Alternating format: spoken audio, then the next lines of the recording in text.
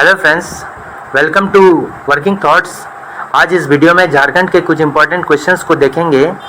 जो झारखंड का सीजीएल का भी डेट अनाउंस हो चुका है, उसमें बहुत इंपॉर्टेंट है। तो इसमें झारखंड जीके के कुछ क्वेश्चंस को देखेंगे। इसमें स्पेशली आज हम देखने वाले हैं जनजाति के बारे में। अगर हम झारखंड में बात करें तो पूरा जो है 26% जनजाति है।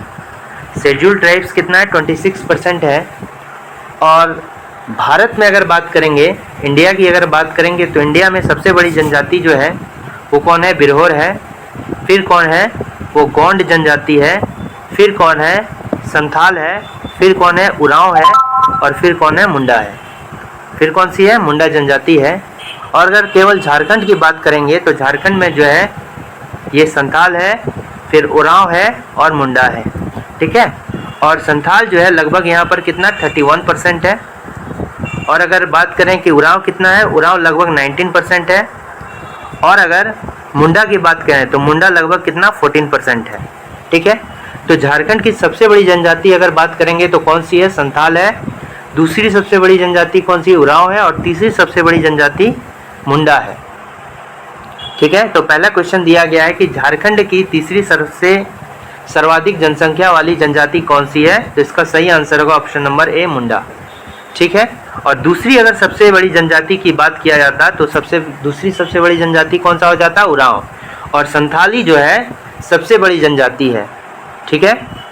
और दूसरा नंबर क्वेश्चन में दिया गया है कि झारखंड की कुल जनजातीय संख्या में, तो कुल जनजातीय संख्या कितनी है झारखंड में? 26%। 26% जो है जनजाति झारखंड में निवास करती है। और 26% में से 31% लगभग किसका है? संथाल का है। और 90% लगभग कितना है? 19% लगभग किसका है? ये उरांव का है। और 14% लगभग कितना है? ये मुंडा का है। तो हमको यहाँ पर किसका पूछ रहा है? मुंडा का जनजाति का प्रतिशत का है। तो लगभग कितना है? 14% है। नेक्स्ट क्वेश्चन में दिया गया है कि मुंडा शब्द का समान अर्थ क्या है? अगर मुंडा शब्द का हम समान अर्थ बोले तो इसका अर्थ होता है विशिष्ट व्यक्ति। ठीक है। और अगर विशिष्ट अर्थ पूछें तो क्या होता है कि गाँव का राजनीतिक प्रमुख। मुंडा शब्द का जो समान अर्थ क्या हो गया? विशिष्ट व्यक्ति। और अगर विशिष्ट अर्थ पूछें तो क्या हो जाएगा? राजनीतिक प्रमुख हो गया। ठीक है। क्वेश्चन दिया गया है कि मुंडा जनजाति का संबंध इनमें से किस समूह से है? तो मुंडा जनजाति जो है ये प्रोटो ऑस्ट्रेलाइड समूह से बिलोंग करती है। मुंडा जनजाति जो है प्रोटो ऑस्ट्रेलाइड समूह का एक हिस्सा है। नेक्स्ट मेरा क्वेश्चन क्या है कि मुंडा जनजाति की भाषा क्या है? यहाँ भाषा होगा कि भाषा क्या है। तो मुंडा जनजाति जो है बेसिकली मुंडारी भाषा बोलता है। मुंडारी भाषा बोलता है। मुंडारी भाषा बोलता है। और ये मुंडारी भाषा किस परिवार का हिस्सा है? ये ऑस्ट्रो एशियाटिक का हिस्सा है। ऑस्ट्रो एशियाटिक समूह का हिस्सा है। तो इसका सही आंसर हो जाएगा मुंडारी। नेक्स्ट हो गया कि मुंडारी भाषा का संबंध इनमें से किस भाषा परिवार से है? अभी जैसे कि हमने जाना कि मुंडारी भाषा का संबंध इनमें से ऑस्ट्रो एशियाटिक परिवार समूह से है। नेक्स्ट क्वेश्चन दिया गया इनमें से किस जनजाति द्वारा स्वयं को होड़को कहा जाता है? ये इसका सही आंसर हो जाएगा मुंडा। मुंडा लोग जो है स्वयं को होड़को कहते हैं और अपने भाषा को होड़को जगर बोलते हैं। ठीक है। नेक्स्ट क्वेश्चन है इनमें से कौन सी जनजाति अपनी भाषा को होड़को जगर बोलते हैं? तो यार सही आंसर होगा मुंडा। मुंडा अपनी भाषा को क्या होड़को जगर कहते हैं और स्वयं को क्या कहते हैं? होड़को कहते हैं। तो नेक्स्ट में क्वेश्चन दिया गया है कि प्राचीन समय में इनमें से किस स्थान पर मुंडाओं का निवास स्थान रहा है? ठीक है। अगर निवास की बात करें तो सबसे पहले हो गया आजमगढ़, फिर हो गया नदनगढ़, फिर हो गया रीछगढ़, फिर क्या हो गया? रोहितासगढ़। ठीक है। रोहितासगढ़ पहले हो गया आजमगढ़, फिर हो गया नदनगढ़, फिर हो गया रीछगढ़, फिर हो गया रोहितासगढ़। तो आजमगढ़ में जो मुंडा लोग हैं वो क्या करना सीखे? कृषि करना सीखे। तो ये 4 प्रमुख स्थान है जहाँ पर मुंडाओं का जो है निवास स्थान रहा है। तो ये तो प्रमुख स्थान थे, लेकिन बेसिकली आजमगढ़ में भी रहा है, कालंजर में भी रहा है और गढ़पाली में भी रहा है। इन तीनों जगह पर मुंडाओं का निवास स्थान रहा है। लेकिन बेसिकली रूप से अगर देखें इंपॉर्टेंट जगह कौन सा है? आजमगढ़, जहाँ पर मुंडाओं ने कृषि करना सीखा। फिर कौन सा हो गया? नदनगढ़, फिर रीछगढ़, फिर रोहितासगढ़। ठीक है। लेकिन इसका आंसर क्या हो जाएगा? सभी। नेक्स्ट मेरा क्वेश्चन है कि मुंडा जनजाति के लोग इनमें से किस स्थान से होकर झारखंड आए थे? ठीक है। तो अभी हमने देखा रीछगढ़, इसका सही आंसर हो जाएगा रीछगढ़। मुंडा जनजाति के लोग जो हैं बेसिकली कहाँ से, आजमगढ़, नदनगढ़, फिर रोहतासगढ़, फिर रीछगढ़। तो इसका सही आंसर होगा रीछगढ़। नेक्स्ट क्वेश्चन हो गया कि झारखंड के किस जिले में मुंडा जनजाति का सर्वाधिक संकेंद्रण रहा है। अगर हम देखें तो मुंडा जनजाति तो पूरे प्रदेश में कहीं ना कहीं पर है, लेकिन ये अगर विशेष रूप से बोलें तो जो साउथ यानी दक्षिणी छोटा नागपुर था, यानी कि जो साउथ छोटा नागपुर था, उनमें से इनका विशिष्ट गढ़ रहा है। प्रमुख रूप से वो इसी जो प्रमंडल में निवास करते हैं और इस प्रमंडल का जो संकेंद्रण है कहाँ है, रांची में सर्वाधिक है। ठीक है, रांची। तो आंसर हो जाएगा ऑप्शन नंबर सी हो गया रांची। नेक्स्ट अगर क्वेश्चन देखें कि तमाड़ क्षेत्र में मुंडा जनजाति के लोगों को क्या कहा जाता है। अगर किसी जनजाति की बात करें तो वो जिस क्षेत्र में रहते हैं उसी क्षेत्र में से वो जाने जाते हैं। ठीक है, तो तमाड़ क्षेत्र में रहने वाले तमाड़ी मुंडा भी कहते हैं, या इसका दूसरा नाम क्या होगा, पातर मुंडा भी होगा। यानी इसका सही आंसर ये क्या होगा, दोनों होगा, इसलिए उपरोक्त सभी। तमाड़ क्षेत्र में रहने वाले मुंडा को तमाड़ मुंडा भी कहते हैं और पातर मुंडा भी कहते हैं। तो इसका दोनों आंसर क्या होगा, सही होगा। और मुंडाओं द्वारा निर्मित भूमि को क्या कहते हैं, ये एक परिवार की भूमि होता है, मुंडा द्वारा पीढ़ी दर पीढ़ी चलते आता है। और परिवार को क्या बोलते हैं, खूंट बोलते हैं। इसलिए खूंट के द्वारा जो भूमि बनाई जाती है उसको क्या, खूंट कत्तीदार बोलते हैं। खूंट कत्तीदार, तो इसका सही है आंसर होगा खूंट कत्तीदार भूमि। मुंडाओं द्वारा निर्मित भूमि को क्या कहा जाता है, खूंट कत्तीदार भूमि। और खूंट का अर्थ क्या होता है, परिवार। तो ये पीढ़ी दर पीढ़ी जो होता है ये चली आता है। जब एक भूमि खरीदा तो उसमें जो उपज होती है वो उसका पीढ़ी पीढ़ी करते रहता है, तो उस भूमि को क्या कहते हैं, खूंट कुट्टीदार भूमि कहते हैं। तो इसमें कह रहा है मुंडा जनजाति के द्वारा प्रशासनिक व्यवस्था में खूंट का क्या तात्पर्य। जैसा कि हमने भूमि को क्या बोलते हैं, खूंट कट्टीदार भूमि कहते हैं, तो खूंट का अर्थ यहाँ क्या होता है, परिवार। ठीक है, और इस पीढ़ी दर पीढ़ी जो भूमि निर्मित कर, एक पीढ़ी भूमि निर्मित कर दिया, उसका आने वाली सभी पीढ़ी उस पर उपज करती है, तो उसको क्या कहते हैं, खूंट कट्टीदार भूमि बोलते हैं।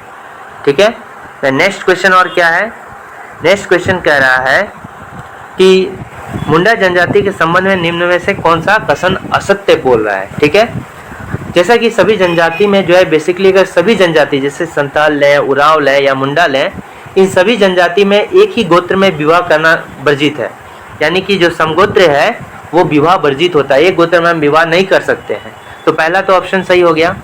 दूसरा हो गया कि मुंडा जनजाति में आयोजित विवाह का सर्वाधिक प्रचलित है। आयोजित विवाह कहते किसको हैं, इसमें जो होता है जैसे कि मीडिएटर होता है, एक मीडिएटर होता है, तो मध्यस्थ, मीडिएटर में मध्यस्थ, वधू और जो वर और वधू के बीच में जो संबंध होता है, शादी के लिए बातचीत होता है, तो उसके बीच में एक मध्यस्थ होता है, मीडिएटर होता है, उसी के द्वारा दोनों का शादी का बातचीत होता है। तो उस तरह विवाह को क्या बोलते हैं, आयोजित विवाह कहा जाता है।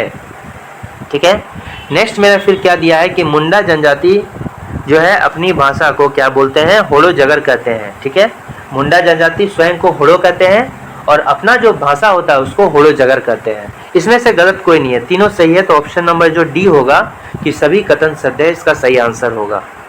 तो मुंडा जनजाति के सामाजिक व्यवस्था में संबंधित नामकरण, सामाजिक व्यवस्था युवा गृह, युवा गृह को क्या बोलते हैं, गीती ओड़ा कहते हैं। और विवाह को क्या बोलते हैं, अरंडी बोलते हैं। मुंडा जनजाति में जो विवाह होता है उसको अरंडी के नाम से जाना जाता है। और जो विधवा लेडीज होती है उसका जो विधवा विवाह होता है उसको क्या बोलते हैं, सगाई बोलते हैं। ठीक है, उसको क्या बोलते हैं, सगाई बोलते हैं। और इसमें जो है वधू जो है वर और वधू हो गया, तो इसमें वर और वधू के शादी के लिए जो वर पक्ष को जो है वधू को कुछ मूल्य, कुछ पैसा देना होता है, या कोई भी पैसा या कुछ भी, और ये वर को वधू को चुकाना होता है।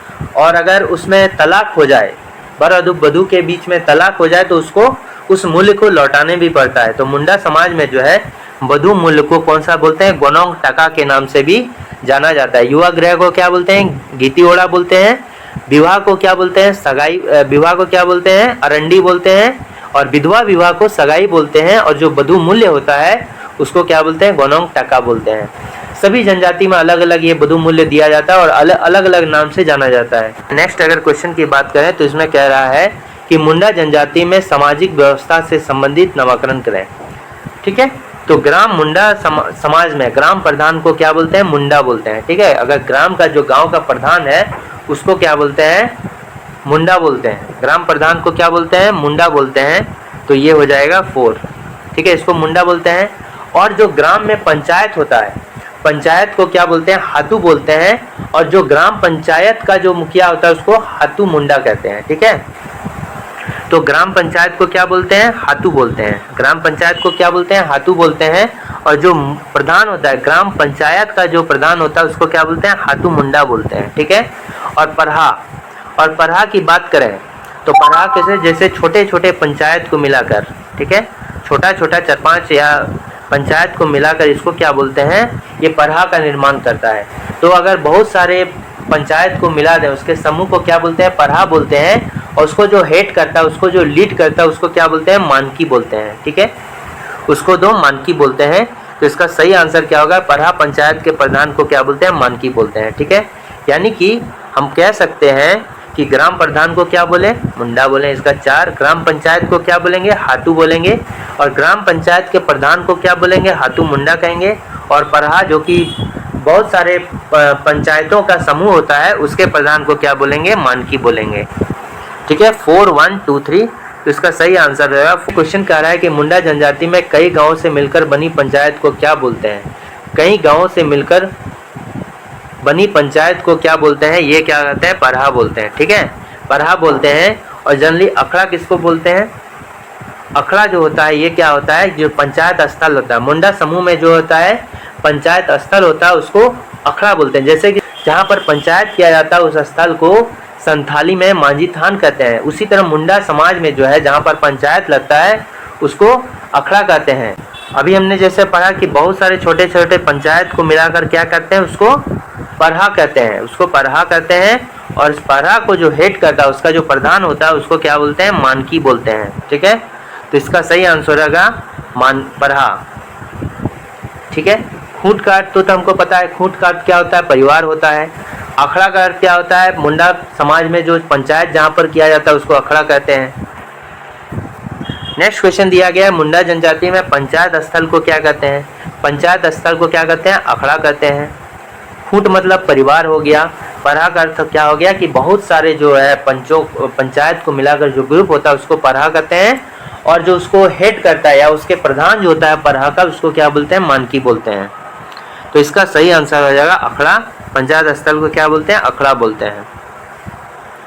फिर क्या है कि मुंडा जनजाति में बधु मूल्य को निम्न में से किस नाम से जाना जाता है, तो हो गया गोनोंग टाका। जो और अगर एक बात इसमें याद रखना, अगर बधु मूल्य के बर और बधु के बीच में जो है अगर तलाक हो जाए तो उसमें जो है बधु मूल्य को लौटाना पड़ता है। ठीक है, तो इस तलाक जो बर और बधु के बीच में जो तलाक होता है, तलाक को क्या बोलते हैं, साकमचारी बोलते हैं। और किली क्या है कि मुंडा के गोत्र को क्या बोलते हैं, क्योंकि बहुत सारे गोत्र होते हैं। ठीक है, मुंडा अपने गोत्र को किस नाम से जाना जाता है, किली के नाम से जाना। मुंडा के गोत्र को क्या बोलते हैं, किली बोलते हैं। और बर बधु के बीच में जो मुंडा समाज में तलाक होता है, तलाक को क्या बोलते हैं, साकमचारी बोलते हैं। तो इसका सही आंसर हो जाएगा गोनोंग टाका। मुंडा जनजाति में बधु मूल्य को गोनोंग टाका के नाम से जाना जाता है। ठीक है, मुंडा जनजाति में तलाक को किस नाम से जाना जाता है, तलाक को जो है साकमचारी के नाम से जाना जाता है। ठीक है, किली क्या होता है, किली गोत्र, मुंडा जनजाति में जो गोत्र होता है उसको किली के नाम से जानते हैं। मुंडा जनजाति के संबंध में निम्नलिखित 9 पर विचार करें। इस जनजाति में स्त्री तलाक देती है तो उसे बधु मूल्य लौटाना पड़ता है। ठीक है, जो मुंडा जनजाति में गोनोंग टाका होता है उसको वापस करना होता है। अधिकांश मुंडा परिवारों में एकल परिवार की व्यवस्था पाई जाती है। एकल परिवार मतलब एक ही परिवार में सभी कोई रहता है, जॉइंट फैमिली में रहता है। और ये बेसिकली क्या, फादर उसके हेड होते हैं। ठीक है, पितृ सत्तात्मक। ठीक है, उसके हेड कौन होते हैं, पिता होते हैं। उसमें जो पूरा फैमिली का नाम होता है पिता के नाम पर चलते आता है। ठीक है, तो यहाँ पर अगर देखें तो असत्य पूछ रहा है कि इनमें से कौन सा सत्य है। ठीक है, ये तो गलत है। ये मातृ सत्तात्मक जो होता है नहीं होता है, ये पितृ सत्तात्मक होता है। तो अगर सही की बात करें तो ये दोनों सही होता है। सी क्या होगा, करेक्ट आंसर होगा। नेक्स्ट मेरा दिया गया है कि मुंडा जनजाति में गोत्र को किस नाम से जाना जाता है। गोत्र को जो है किली के नाम से जाना जाता है। पौन क्या चीज होता है, पौन जो होता है ये भी बधु मूल्य होता है। जो संथाल भाषा, जो संथाल समूह होता है उसमें पौन किसके नाम से, बधु मूल्य को पौन के नाम से जाना जाता है। जैसा कि जानते हैं जनजाति को जो है, मुंडा जनजाति के बहुत सारे गोत्र होते हैं और रिजले ने जो है बेसिकली इसको 340 गोत्र में विभाजित किया है। तो रिजले ने मुंडा जनजाति को कितने गोत्र में विभाजित किया है? 340 गोत्र में विभाजित किया है।